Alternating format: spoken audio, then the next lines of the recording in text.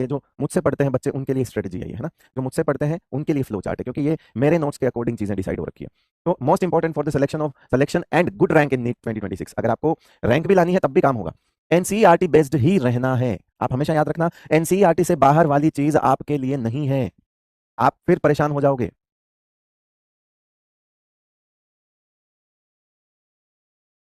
ठीक है, ये देखो, और अब आप इसमें एक सीक्वेंस पढ़ो, क्लास नोट्स मोस्ट इंपॉर्टेंट चीज है, मोस्ट इंपॉर्टेंट। मैं और उसके बाद आपको एनसीईआरटी रीडिंग करनी है चैप्टर कंप्लीट होने के बाद। अच्छा, ये एनसीईआरटी रीडिंग भी मैं इसी में करवा रहा हूं, आप तो ये देखना कि मैं क्या कर रहा हूं, आप तो ये देखना कि मैं क्या कर रहा हूं। मैंने कहा क्लास नोट्स सबसे इंपॉर्टेंट है, करना है, फिर एनसीईआरटी पढ़नी है, ठीक है सर, फिर डीपीपी लगानी है, और मैजिक रेमेडी है जो कि किसी और टीचर के नाम में एक्स्ट्रा और नाम हो सकता हो, मैं अपने वाली बात कर रहा हूं, एक्स्ट्रा प्रैक्टिस शीट है काइंड ऑफ डीपीपी ही, वो करनी है।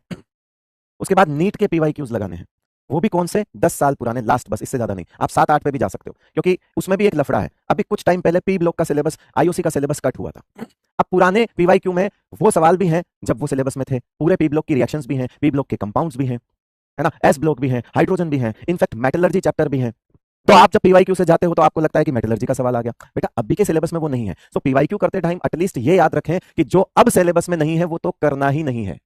ये सबसे बड़ी दिक्कत आ रही है इस वक्त बच्चे को, सबसे बड़ी दिक्कत आ रही है इस वक्त, सबसे बड़ी दिक्कत आ रही है, और ये सबसे बड़ी दिक्कत आ रही है नीट में, वो तो करना ही नहीं है, जो सिलेबस का पार्ट नहीं है। पी ब्लॉक के रिएक्शंस नहीं है, अमोनिया का प्रिपरेशन से सवाल पूछा हुआ नहीं है वो अब सिलेबस में, और है ना, और भी बहुत कुछ चीजें हैं, वो अगर पूछी है तो नहीं है, तो आपको ये पता होना चाहिए कि क्या है। सर उसके लिए कैसे पता चलेगा, हम पढ़ा रहे हैं, आप पिछले साल के नोट्स देख लीजिए, आप उससे पिछले के नोट्स देख लीजिए, 2 साल से वो अपडेटेड सिलेबस के ही हैं नोट्स, तो उसमें वो चीजें नहीं है। लेकिन पीवाईक्यू में तो मिल सकती है ना बेटा, क्योंकि वो तो 10 साल के हैं, तो आप कोई बुक से करते हो तो वो फंस सकते हो आप।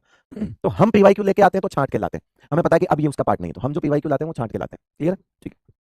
उसके बाद आपको जाना है जेई मेंस के पीवाईक्यूज पे, वो भी लास्ट 5 से 7 साल के ही। अब यहां पर भी मैं इसलिए बोल रहा हूं क्योंकि यहां पर भी सिलेबस अपडेट हुआ है, जो चीज कट गई है वो तो अब इसमें भी नहीं आती, जो चीज कट गई है वो तो अब एडवांस में भी नहीं आती।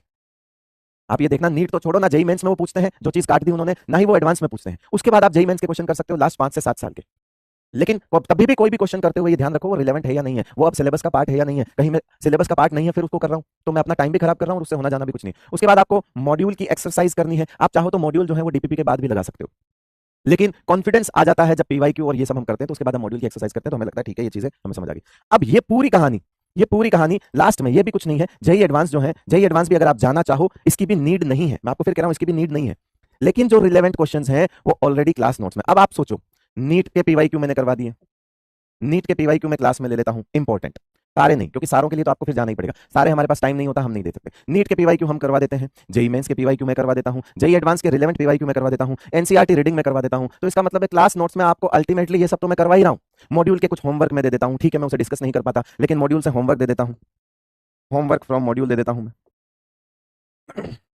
उसके पर्टिकुलर क्वेश्चन भले डिस्कस ना करूं, होमवर्क तो देता हूं। तो ये सब तो मैंने कर लिया, तो आप क्या सोच रहे हो क्लास नोट्स इनफ नहीं, अरे मोर देन इनफ, ये सब तो हम कर ही रहे हैं ना, हर टीचर अपने अंदर ये सब काम कर रहा है, हर कोई टीचर बराबर एफर्ट लगा रहा है।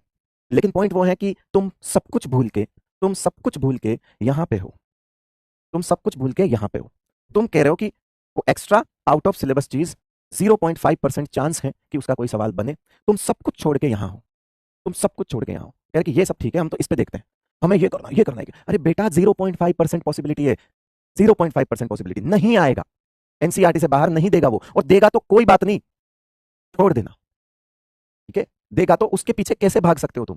वो पूरी केमिस्ट्री का एक सवाल हो सकता है, आईओसी के मतलब 13 से 15 सवाल अगर आईओसी के आते हैं, तो अब इसमें 0.5% की प्रोबेबिलिटी मतलब पॉसिबिलिटी निकाल दो, कितना क्वेश्चन बनेगा इससे, कोई चांस ही नहीं है। अरे बेटा जो तुम्हें आउट ऑफ एनसीईआरटी लगता है ना, वो आउट ऑफ एनसीईआरटी होता ही नहीं है, वो एनसीईआरटी का ही सवाल होता है जिसमें ही वो फंसा देगा तुम्हें।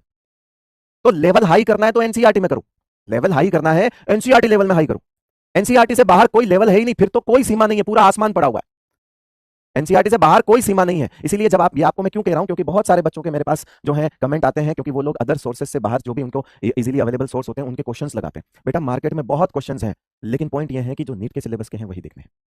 तो ये एक हर उस बच्चे के लिए ये इंपॉर्टेंट है जो ऑनलाइन पढ़ रहा है, उसके सबसे बड़ा सामने सवाल होता है कि उसको कोई गाइड करने वाला डेली बेसिस पे सामने नहीं बैठा है जो ये बता पाए कि रिलेवेंट क्या है और इरेलेवेंट क्या है, क्वेश्चन कौन से करने हैं और कौन से नहीं करने हैं। तो वो उसके लिए मैंने जस्ट आपको एक 10 मिनट आपके लिए, उसके लिए मैं माफी चाहूंगा, लेकिन ये सब बच्चों के लिए है जो भी इस वक्त तैयारी कर रहा है। ओके ओके बेटा, आप दे दो, हाँ तो हम तो क्वेश्चंस करवा ही रहे हैं ना। अब आप देखो ना, हम क्लास में वही लेके आते हैं जो हमें लगता है कि इनमें से पूछे जा सकते हैं, तो क्लास में कोई आपको इररिलेवेंट क्वेश्चन कहाँ मिलता है, आप बताओ ना। क्लास में वही चीज करवाते हैं ना हम जो रिलेवेंट है, जो एनसीईआरटी पर बेस्ड है ना, तो हम तो करवाते हैं।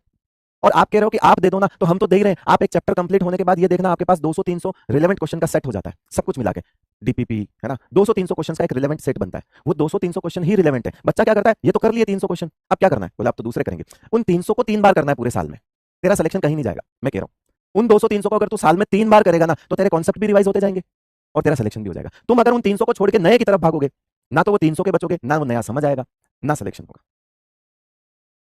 वही करने हैं आप मैं कुछ भी करवा दूं, करने वही हैं जो आने हैं। आइए बेटा, ठीक है। मॉड्यूल एक्सरसाइज का मतलब है आपके पास कोई भी एक्स्ट्रा सोर्स है आप वो लगा सकते हैं, और डेफिनेटली आप पीडब्ल्यू से पढ़ रहे हैं तो आपको पीडब्ल्यू का मॉड्यूल परचेज करना चाहिए, बिकॉज आपके लिए एक्स्ट्रा क्वेश्चन आ गए ना फिर वो